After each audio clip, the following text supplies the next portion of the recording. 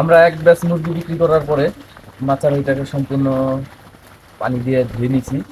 ধুয়ে নিয়ে আমরা 2 দিন শুকাইছি মাচাটাকে, যেন একদম পরিপূর্ণভাবে শুকায় যায়, ভিজা ভাবটা না থাকে, এবং মাচার নিচেও যেন ভিজা ভাবটা না থাকে, স্যাঁতসেঁতে যেন না থাকে। তা এই জন্য আমরা 3টা দিন শুকানোর পরে এখন জীবাণুনাশক করব। জীবাণুনাশক করার জন্য আমরা প্রথমে নিয়েছি 1000 স্কোয়ার ফিটের জন্য 20 কেজি চুন নিছি, 1 লিটার ফরমালিন নিছি, এবং 250 গ্রাম তুতে নিছি, এবং 3 লিটার কেরোসিন নিছি। নিয়ে আমরা এই যে ভালো মতো এটাকে মিক্স করতেছি।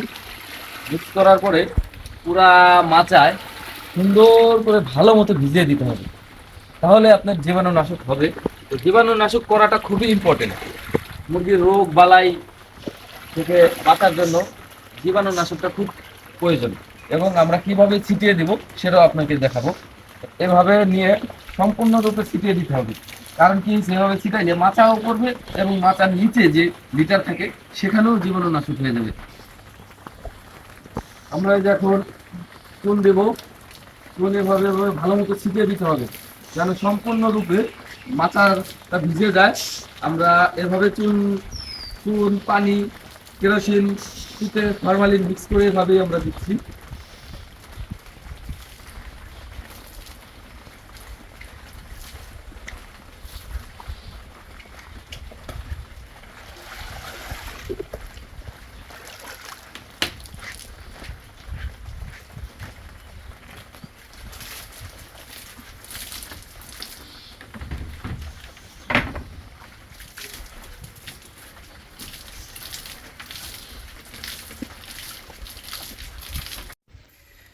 প্রিয় দর্শক মণ্ডলী, এর আগে আপনারা দেখেছিলেন কিভাবে খামারে চুন প্রয়োগ করতে হয় জীবাণুনাশক করার জন্য।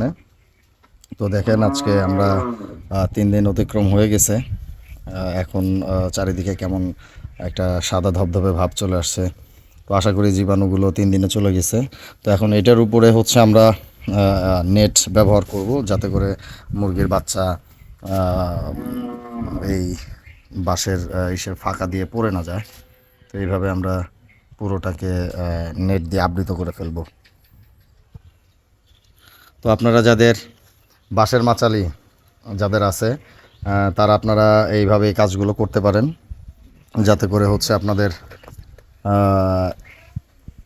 তো আমরা এইভাবে নেট বিছাবো সম্পূর্ণটা। যদি এই ধরনের কারো নেট প্রয়োজন হয়, আমাদের স্ক্রিনে দেওয়া নাম্বার আছে, এই নাম্বারে আপনারা ফোন দিয়ে আমাদের কাছ থেকে নেট অর্ডার করতে পারেন। আমরা উন্নত মানের নেট সাপ্লাই দিতে পারবো আপনাদেরকে। এটা আমাদের নিজেদের ফ্যাক্টরির তৈরি আর কি।